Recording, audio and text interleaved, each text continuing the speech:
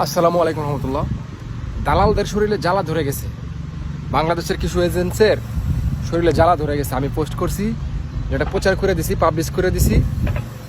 সেজন্য কিছু কিছু দালাল আমারে মেসেজ দিতেছে, কমেন্টে উল্টাপাল্টা গালিগালাজ করতেছে। আমি একটা কথা বলি, ওরা বলতেছে যে 25 তারিখের ভিতরে ওদেরকে ফিরিয়ে নেওয়া হবে। এখন এই যে দেখেন, যদি রাশিয়া সরকার একবার সাইন করার পরে ফেরত না দেয়, তাহলে এতে কারো কোনো বাপের কোনো ক্ষমতা নাই, এখন যদি এই ছেলেগুলার যদি রাশিয়া সরকার সাইন করার চুক্তিবদ্ধ করার পরে আর ফেরত না দেয়, এই দায়ভার কে নেবে?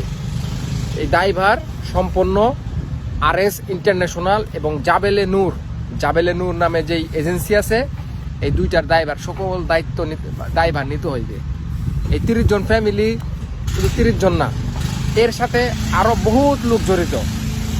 তাহলে এতগুলা মানুষের দুশ্চিন্তায়, এতগুলা মানুষের টেনশনে ফালাইয়া, এইরকম ভাবে বলির পাঠা বানায় এই 30টা লোকেরে, এখনো তারা কমেন্টে এসে উল্টাপাল্টা কথা বলে, আমারে মানে গালিগালাজ করে।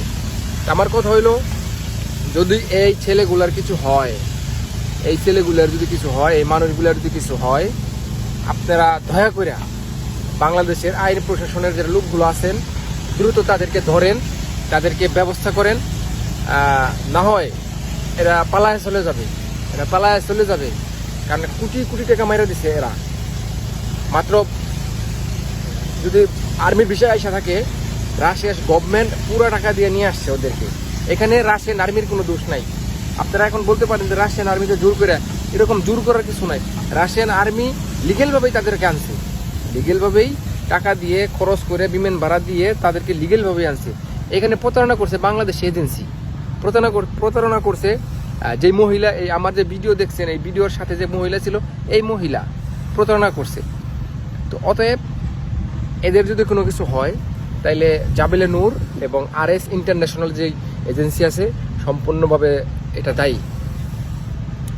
আর আমি দালালদের বিপক্ষে সবসময় কথা বলে যাব।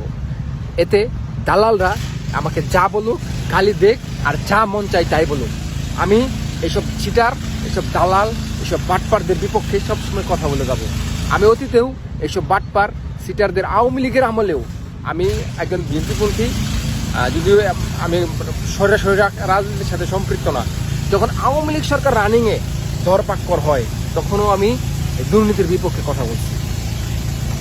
অতএব এখনও যারা দুর্নীতি করার চিন্তা ভাবনা করতেছেন, যদি আমি বুঝি, আমি সঙ্গে সঙ্গে এটা পোস্ট করে ভাইরাল করে দেব। আর এই এজেন্সিগুলা এখনও সাবধান, যারা এখনও রাশিয়াতে এরকম করে লুকানোর চেষ্টা করতেছেন, আর্মি বিষয় কিংবা মানুষগুলোর বিপদে ফেলানোর চিন্তা ভাবনা করতেছেন, সাবধান হয়ে যান, না হলে বাংলার মানুষ পাছার চামড়া তুলে ফেলাবে। ধন্যবাদ সবাইকে।